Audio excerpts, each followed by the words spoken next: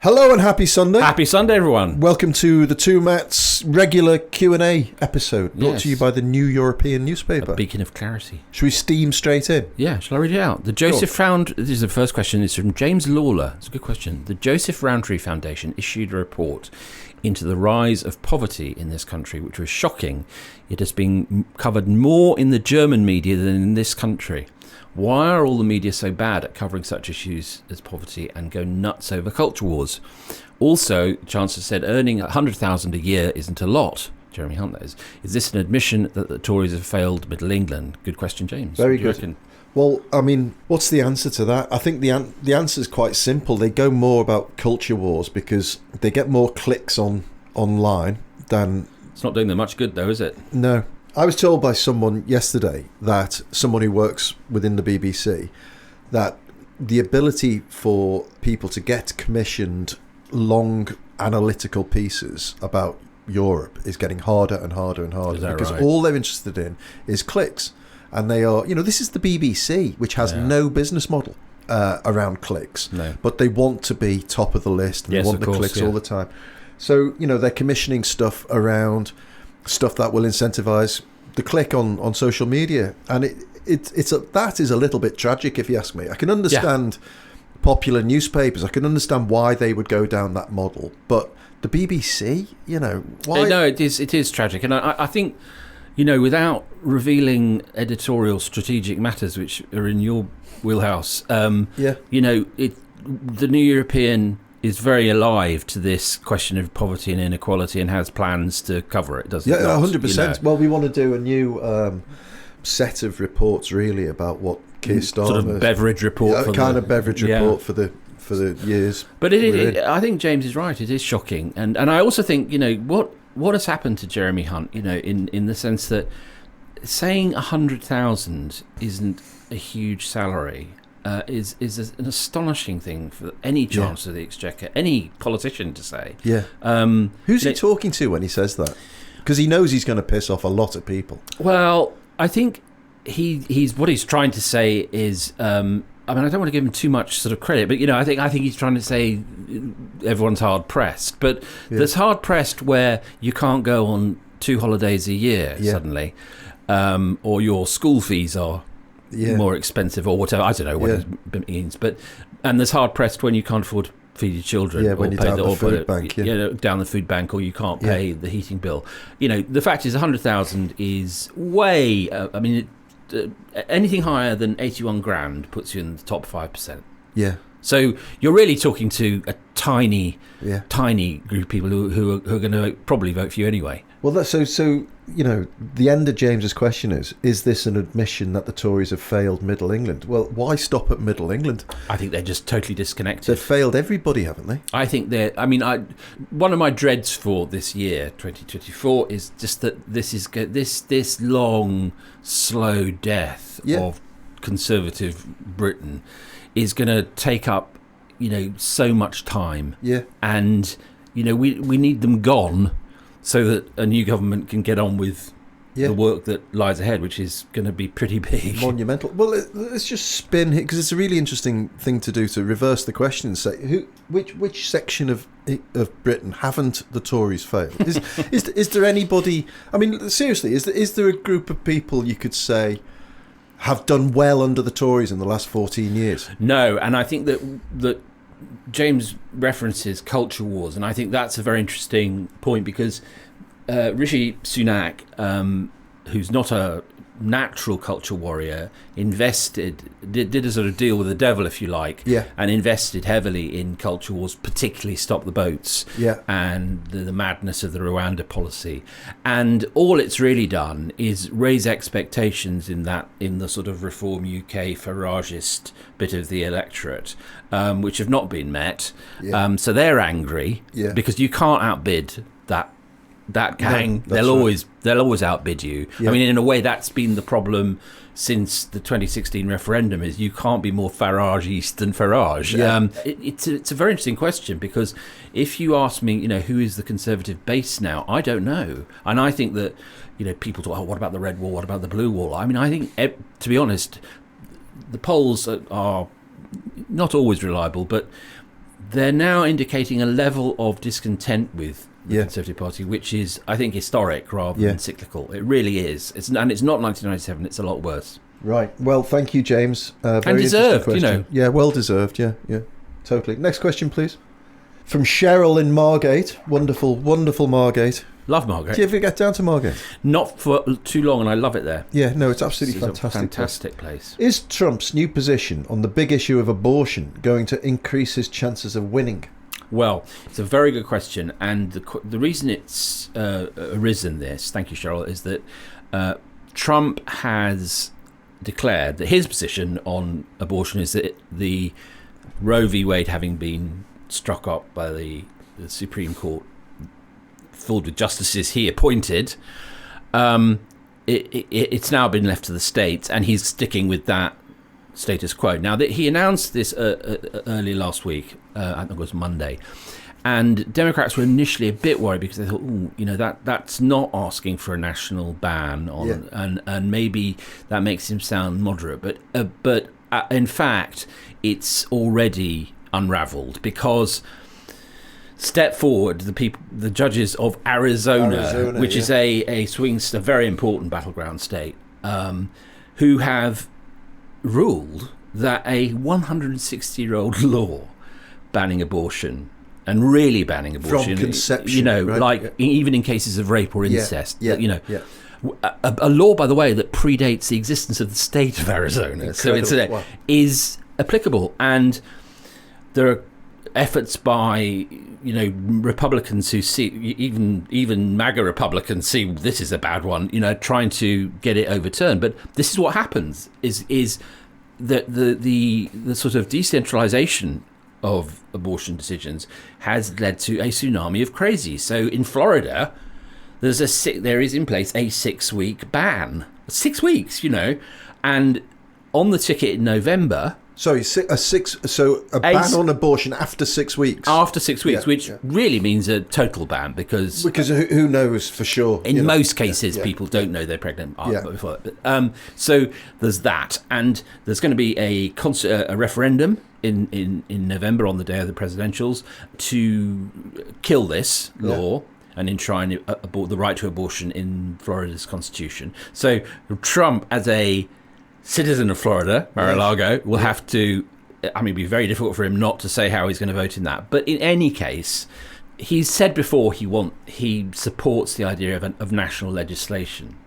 Biden has said he will legislate to make Roe v. Wade or the equivalent the law of the land. Yeah. So, there's no way that this very silly holding position is going to hold. Yeah. And I think that one thing that makes it good news is that this is Trump being dragged into terrain that he hates, which is policy and detail and facts.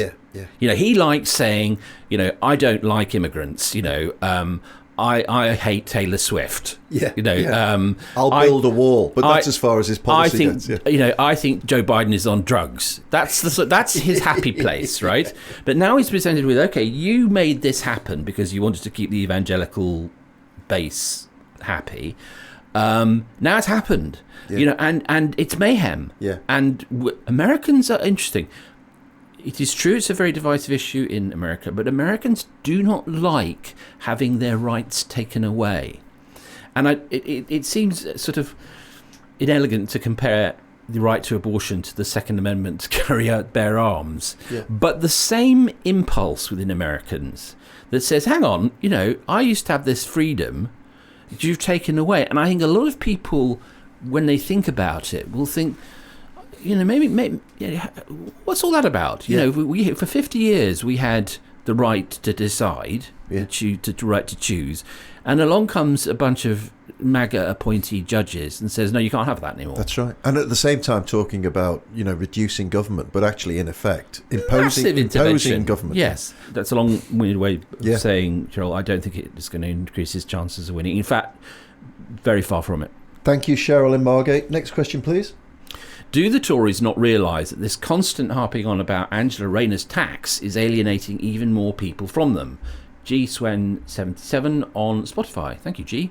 I don't know whether the Tories are the relevant players in in this. I think it's the Tory press the Mail on Sunday that are relentlessly beating up on Angela Rayner and this 1,500 quid tax that she may or may not owe. And when you stand it in the context of any conversation around tax and, Lord Rothermere, non-dom, of long-standing, Rishi Sunak, Nadeem Zahawi having to resign, all of these people, whatever Angela Rayner's tax situation is, if she has made a mistake, then obviously I think she should put her hands up and say I've made a mistake. She says she hasn't made a mistake. Yeah.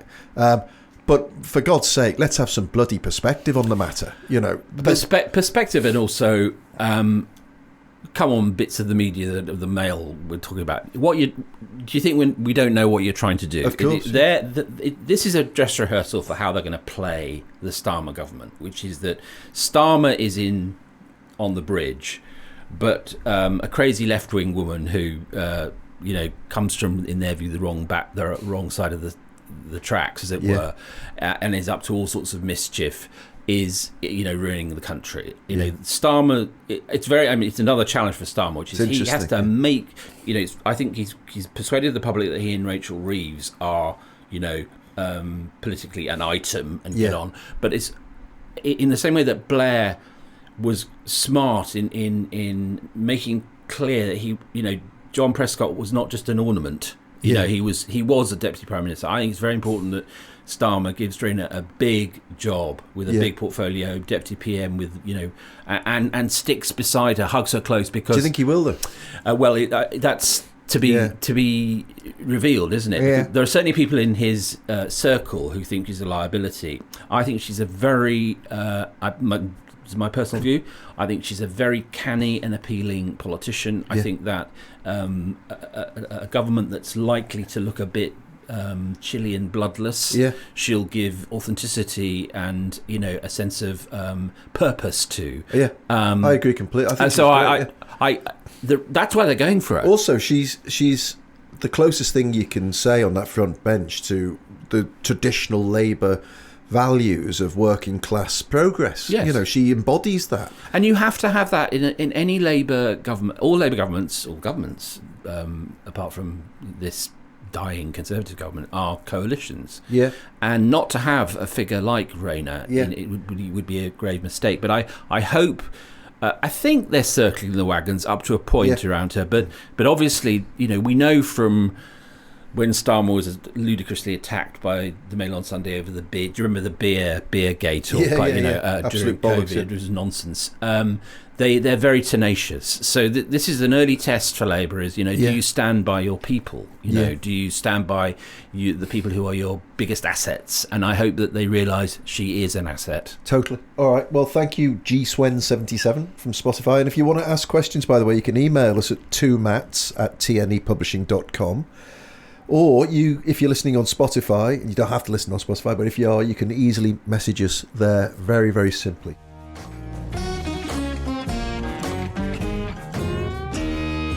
This podcast is brought to you, as ever, by the New European Newspaper, and we've got a great offer for you. Do you like the New European Newspaper, Matt? Well, I like working for it, and I enjoy reading it, so it's a double thumbs up from me. So you're already a subscriber. So this I actually am. This is of no interest to you because you'll feel like you're missing out. No, but it's a great offer. I find it validating. Okay. Well, listen, if you're not a subscriber, you really should be, because you'll be supporting fantastic independent journalism that you'll actually enjoy getting posted through your letterbox every week.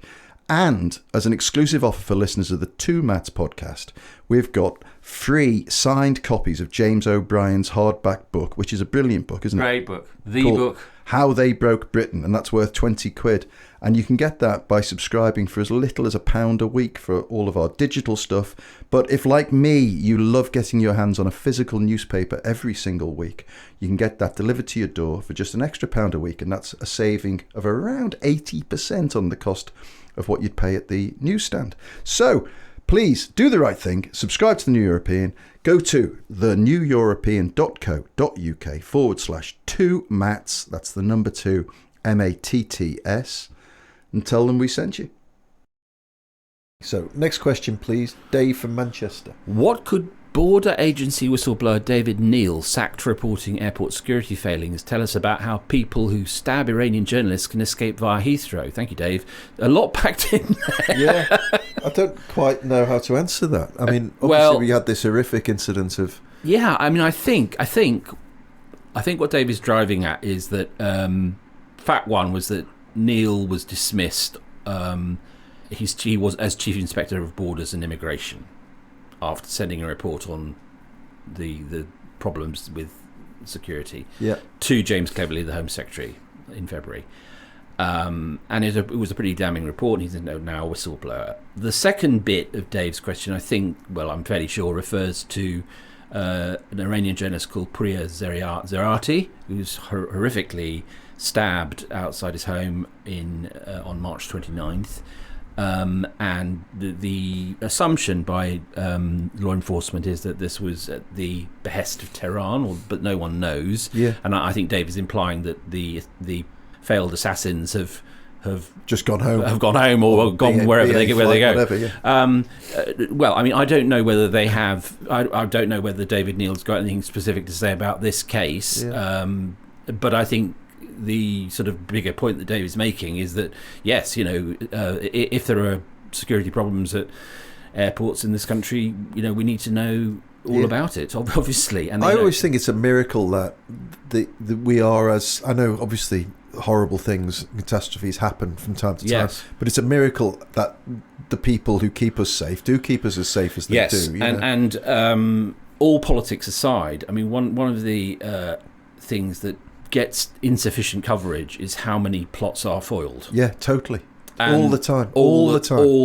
And, the situation in the Middle East being what it is, and Iran's ambitions being what they are, it's being briefed very widely. This is not a secret at all, that there is a considerable, and Biden has said the same, himself, in America, that there is now an elevated danger of terror attacks. So if there's something we could learn about airport security, Mr. Cleverly, I'd like to know about it, and I'm sure you would too. Yeah. And also, I think it's worth pointing out not because I'm aligning myself or yourself to this, but the courage of so many journalists out there who 100%, especially in Gaza, we've seen so many journalists killed in Gaza in the last 6 months. Where I can be unequivocally critical of the Israeli government is not letting Western journalists get into Gaza except in heavily embedded conditions. It's just wrong. You can't simultaneously claim to be a democratic free nation and not let Jeremy Bowen in. Exactly. It's ridiculous. Exactly. So anyway, best wishes to that Iranian journalist. I think he's out of hospital now, isn't he? Yes, he's on the mend, although it was a pretty close call. All right, next question, please.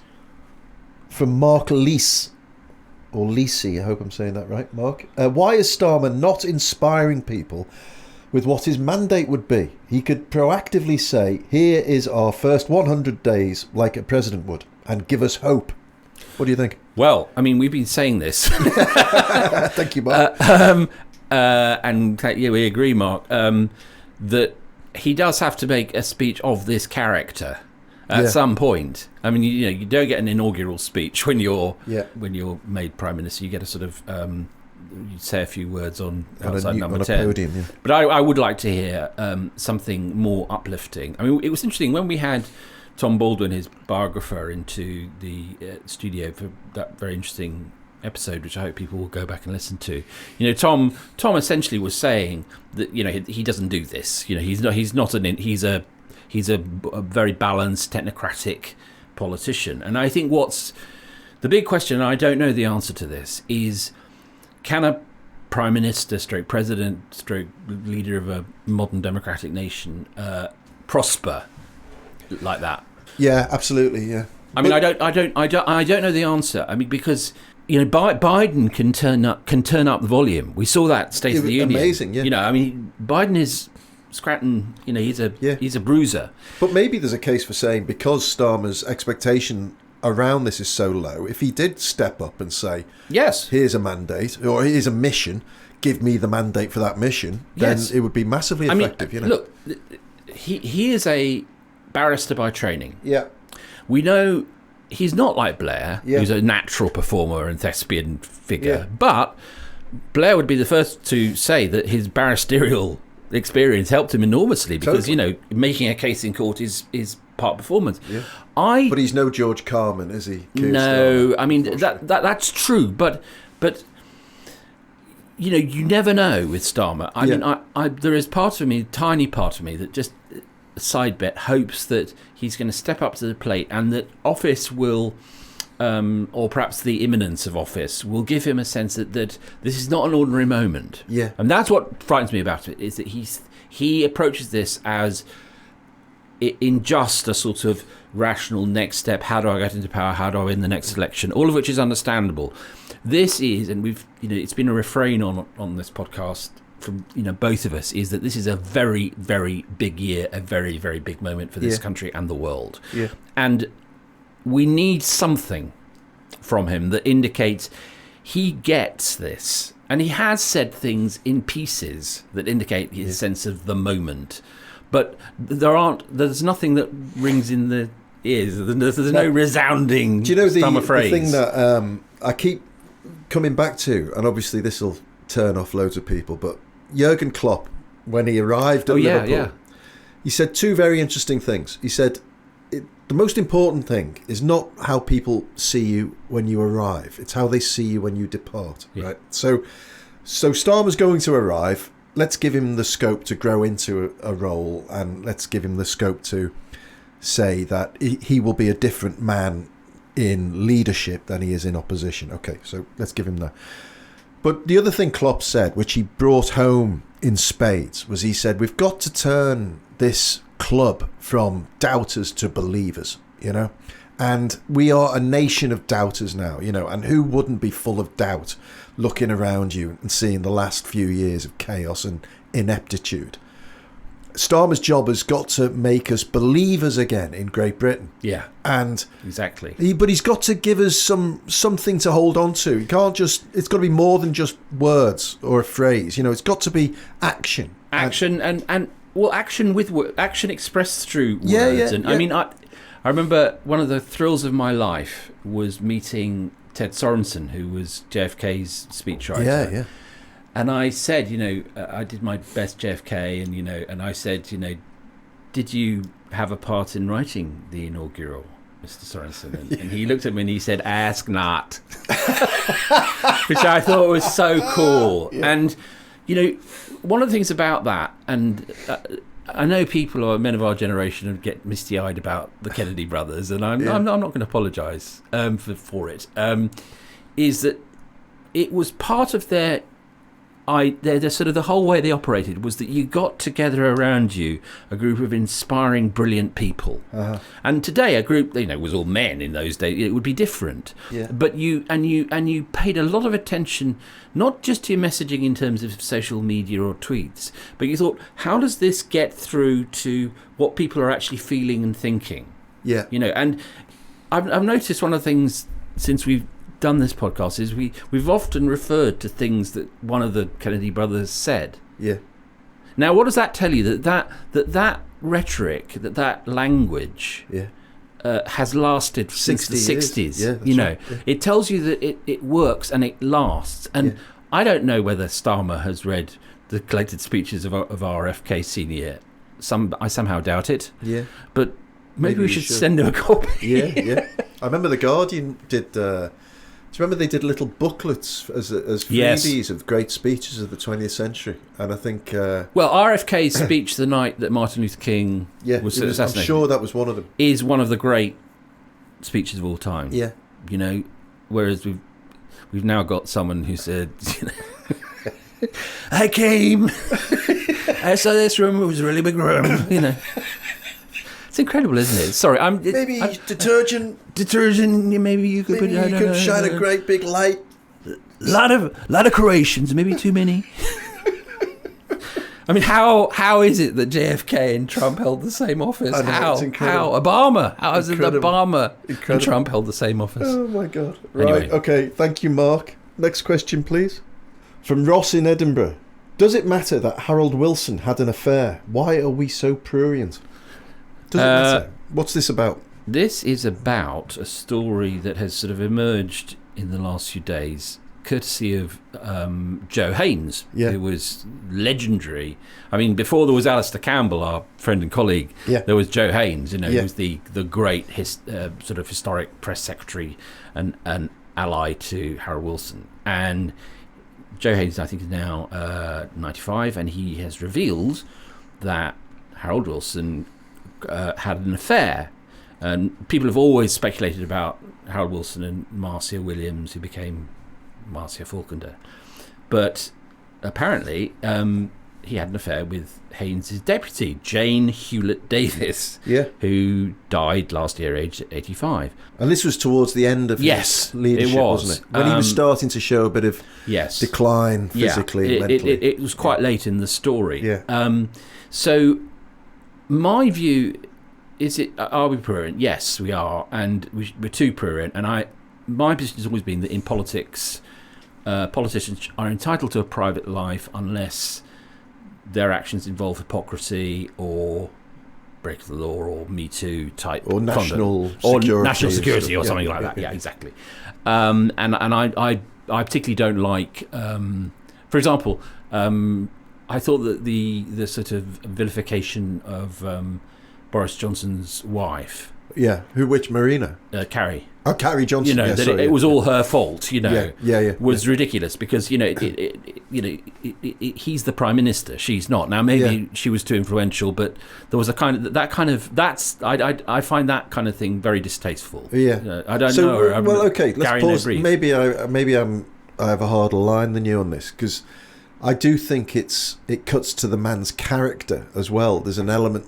And I'm not talking about being adulterous. I honestly couldn't care two hoots about that. But kind of chronic adultery and looseness and loose morals. Pathological adultery, I agree. Pathological adultery. Does I think that is relevant, isn't it? Yes, it is. It is. I mean, I think you're right that I should acknowledge that if you are, and I think we both know who we're talking about here, if you just can't stop it, and it becomes as it did with Boris Johnson, and I know this from people in Number 10, it got in the way of government, right? Then because he was off, doing whatever he did, and also was a very, very big challenge for protection officers, because moving a prime minister, we see a couple of cars and a detective, but actually behind the scenes there are a lot of people, and they hate being, I've got, she's gone to sleep, could you take me to Worthing? Who was the French who rocked up on a moped? Oh God, that's right. Hollande. Yes, that's right. There was photographs astonishing, rocking up at his mistress's pied de trois on the back of a moped for a quick 20 minutes. I mean, the movement of heads of state is a fascinating subject. I remember Paul Condon, when he was commissioner of the Met, told me that when a American president comes to town, the British side, leaving aside the Secret Service, requires 1,000 officers.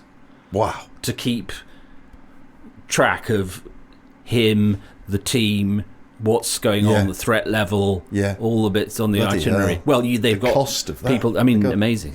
Not to speak of they also have to book 1,000 hotel rooms. Bloody hell! I mean, it's a really interesting subject. The logistics of it. We just see Joe Biden talking to the Japanese Prime Minister, and it's a nice picture of them walking through the White House. But actually, out of sight, both sides have huge security presence. Amazing. So anyway, Harold Wilson.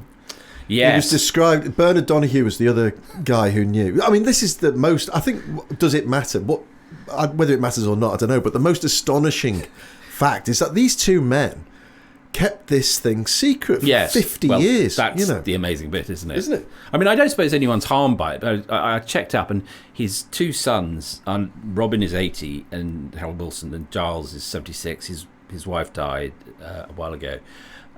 And so I don't think anyone is harmed by this. No. And I suppose it's true, isn't it, that to elaborate on what you said, that what goes on in the private life of a prime minister can be consequential. Disraeli supposedly had this long devoted marriage to his wife Marianne, who was supposed to be his best friend, as well as it was a love match. But also, she tolerated lots of affairs with he went off and had affairs with young men, allegedly. Wow, really? I didn't know this, but Harold Macmillan. I mean, Harold Macmillan's a good example, because there's no doubt that Macmillan's confidence was shot by the fact that his wife was having a semi-public affair with Bob Boothby for 30 years. Really? Yeah, I mean, it's almost, if you had to assemble the central facts of Macmillan's life, that is one of them, which was that, and Boothby was a libertine and though too old to enjoy the 60s, a kind of precursor of the freedoms of the 60s. And Dorothy, Mrs. Macmillan thought, well, he seems a bit of fun. Yeah. And poor old Harold Macmillan, who was probably not a bit of fun. Didn't look it, did he? No, I mean, I think he thought that a wild night out was sitting by the fire reading Trollope or Aeschylus or something, and I'm not sure she agreed.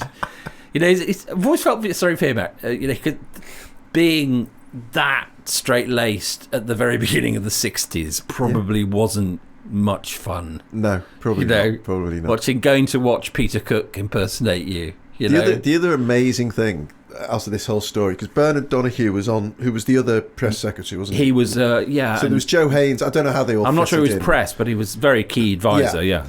And so he was on the Today programme and was brilliant. I think he's 92. I think, as you said, Joe's 95 or 96. I mean, incredible. But Bernard Donahue was saying that Marcia Williams was so aggressive to Harold Wilson and so kind of nasty and nagging and was depressing the guy that they shared a doctor. There was like a Downing Street doctor. The doctor proposed to Bernard Donahue that he bumped her off. That he gave her, that she was taking loads of uppers and downers and pills, right, on a daily basis. And the doctor said, for the national good, should I just slip her a bad pill and be done with her, And they said, well, on balance, we fear it might be a breach of your Socratic oath. Yeah, it's kind of like just a little bit too far. It's probably we can contain the problem. Killing members of Number 10 staff is probably a bit... Amazing time. It is incredible, isn't it? Amazing. One wonders what will come out in 50 years' time about. Yes, and this from this lot. I mean, Harold Wilson, who was always claiming that MI5 were trying to do terrible things to him. The fact that the doctor was saying kill your Lady chief advisor. Oh dear, oh dear. Oh dear. Right, well, thank you very much, Ross from Edinburgh. That's our last question. If you want to send us a question for next week's show, please email us or give us any feedback you like at 2matts@tnepublishing.com. That's the number 2, MATTS, at tnepublishing.com. We do love getting your messages. We certainly do. We do, don't we? So have a great Sunday. Yeah, and by the way, don't forget the great subscription offer that we've got running at the moment to the New European. If you like this kind of podcast, you're going to love the New European, and you get that free signed copy of James O'Brien's book, How They Broke Britain. So until next Friday, have a great Sunday. Have a great Sunday.